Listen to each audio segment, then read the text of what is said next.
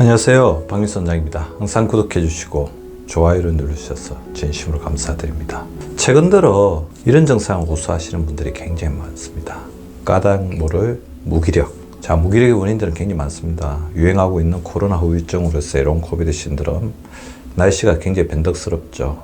자율신경 리듬이 무너지면서 또 무기력하고 운동이 부족하거나 만성 피로, 그런 무기력의 원인들이 많은데, 저는 의외로 하나의 원인 자체가 무기력에 굉장히 중요한 영향을 미칠 수 있고, 만약 다른 요인들로 이 무기력의 원인을 찾지 못한다면 이것부터는 반드시 챙겨보시기를 바랍니다. 오늘의 주제는 하루 종일 무기력하다면 이 원인 하나가 조기 노화를 불러올 수도 있다. 따라서 반드시 챙겨라. 이유 없이 무기력하신 분들이 굉장히 많아요. 그래서 이분들이 호소하신 증상들을 보면 전에 비해 같은 일을 해도 능률이 떨어지거나 비슷한 성과를 내지 못한다. 기억력이나 집중력에 장애가 있다. 브레인 포그라고 그러죠. 안개가 낀 것 같아. 잠을 많이 자도 회복이 안 되고 개운하지 않다. 특정 질환은 없지만 여기저기 아프다. 운동을 하고 나면 빨리 회복이 안 되고 예전에 비해서 부쩍 피로하다.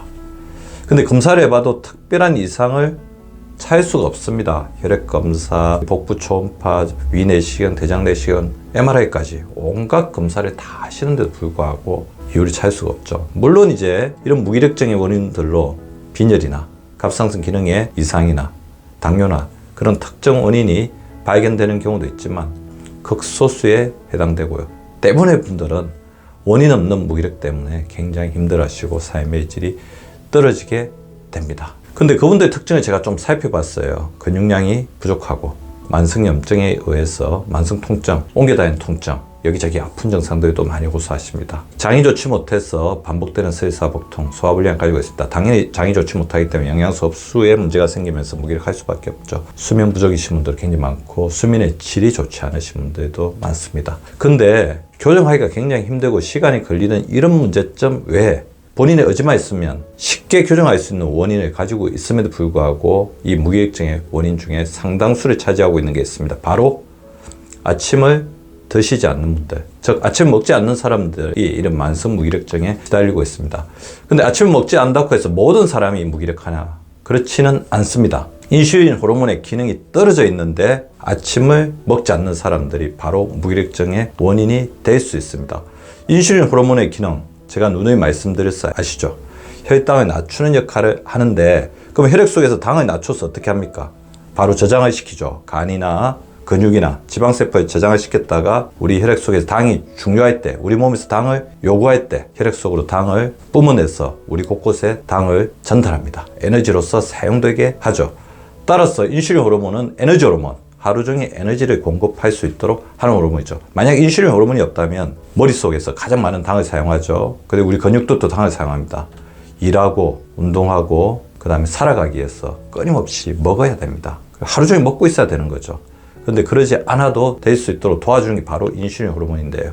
인슐린 호르몬은 어떻게 작용하냐면 우리 몸에 당이 들어오면 인슐린 호르몬이 출동을 해서 이 당을 잡아서 저장 창고로 데려가죠. 저장 창고에 있는 인슐린 수용체들이 자기가 아는 인슐린, 능력 있는 인슐린, 신용 있는 인슐린 호르몬 문을 열어줍니다. 따라서 거기다 저장을 하죠. 간, 근육, 지방세포에 저장을 합니다.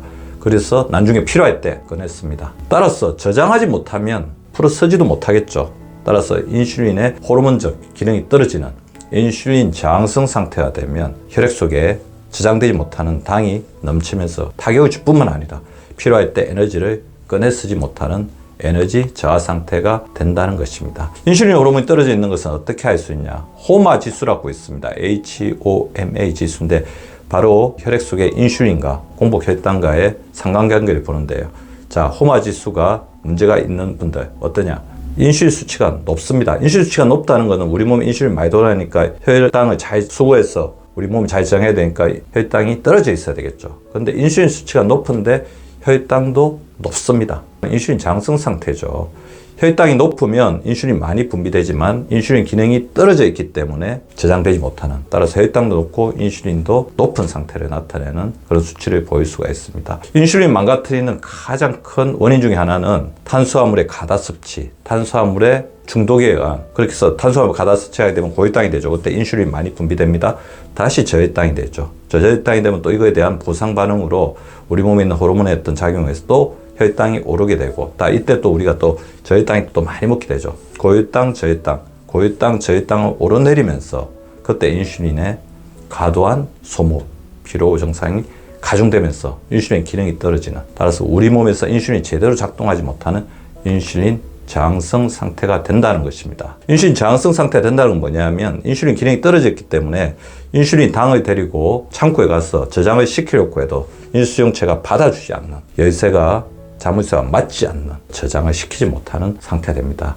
따라서 인슐린 저항성 상태가 있게 되면 오랜 공복을 해결할 능력이 없죠. 그래서 오랜 공복은 결국에는 해결할 능력이 없다는 것은 필요할 때 당을 꺼내서 에너지를 못 쓴다는 것이니까 저에너지 상태가 된다는 것이고요. 그렇게 되면 세포 안에 저장된 당들이 제대로 공급이 되지 못하니까 세포의 기아 상태를 부릅니다. 근데 제가 살펴보면 꼭 당뇨가 아니라고 하더라도 여러 가지 원인들로 인해서 운동의 부족, 스트레스, 잘못된 식습관 이런 것들로 인해서 인슐린 기능이 떨어져 있으면 오랜 공복을 거치게 되면 무기력증으로 나타나는 현상을 볼 수가 있습니다. 따라서 오랜 공복 자체가 인슐린 기능이 떨어져 있으신 분들에게 조금 더 심하게, 인슐린 기능이 마구 떨어져 있지는 않더라도 인슐린 기능이 위험 수치, 그 경계 수치에 있는 분들에게는 무기력증을 일으킬 수 있다는 것입니다. 따라서 우리가 아침을 먹는 것은 우리 인체에 전혀 해로운 행위가 아니기 때문에 만약 극심한 피로, 낮 동안에 무기력증에 시달리고 있다면 아침을 먹는, 건강하게 먹는 습관부터 들여보는 것이 매우 필요한 진단적 치료, 치료적 진단 행위일 수 있습니다. 즉 그런 행위를 통해서 무기력증이 개선이 되고 회복이 된다면 나의 무기력증의 원인은 아침 먹지 않는 것이었구나. 그리고 오랜 공복을 견딜 수 있게 하는 인슐린의 기능이 떨어져 있기 때문에 적절하게 영양소를 공급해주고 인슐린 기능을 좋게 할 수 있는 생활 습관을 가지는 게 좋을 것 같습니다. 잠에서 깨어난 지 1시간 정도 됐을 때, 아니면 조금 더 일찍 간단히 먹는 게 바람직할 것 같고요.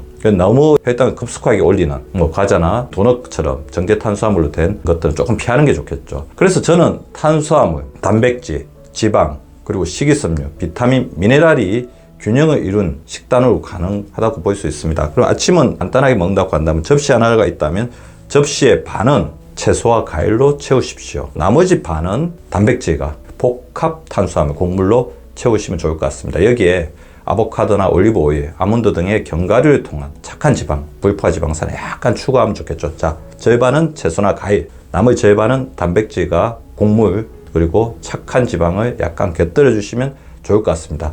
제가 항상 강조하고 있는 채소, 단백질, 밥에 약간 변형된 형태라고 할 수 있을 것 같고요. 아침이니까 과일을 조금 곁들여 주시면 도움이 될 것 같습니다. 채소 중에서는 녹색잎 채소도 굉장히 좋을 것 같아요. 시금치나 케일.